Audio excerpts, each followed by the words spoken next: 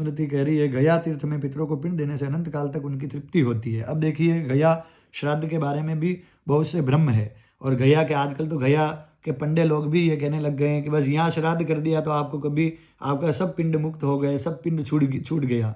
ऐसा नहीं है।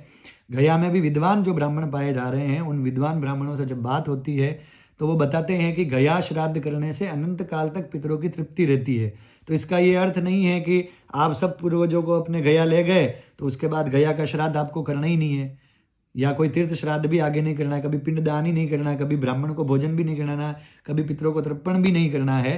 तो मैं उन सब जो लोग हैं उन सबको एक बात छोटा बन करके हाथ जोड़ के निवेदन करना चाहता हूँ कि गया श्राद्ध तीर्थ श्राद्ध की श्रेणी के अंतर्गत है, और गया श्राद्ध करने से पितरों की अनंत काल तक तृप्ति हो जाती है। परंतु फिर भी अपने पितृ हैं, आपके पिता ही रहेंगे, चाहे वो कितना ही दूर चले जाए, चाहे कितना ही योनियों में वो चले जाएं।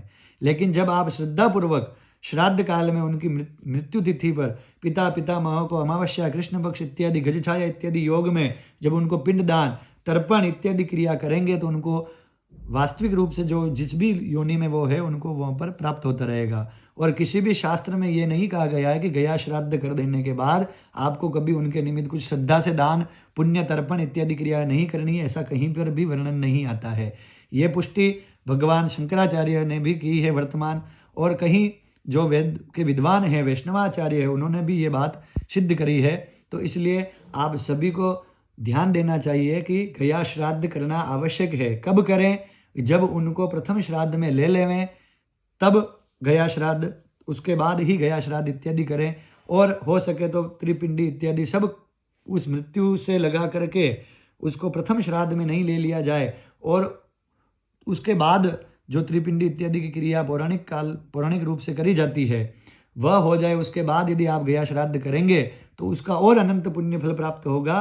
पहले करेंगे तो भी प्राप्त तो हो गई फल, लेकिन कम से कम सांवत्सरिक द्वितीय पुण्यतिथि एकोदिष्ट हो जाए, उसके पश्चात आप गया श्राद्ध इत्यादि करें तो और भी उसको पुण्य फल प्राप्त होगा। ऐसा विधान है।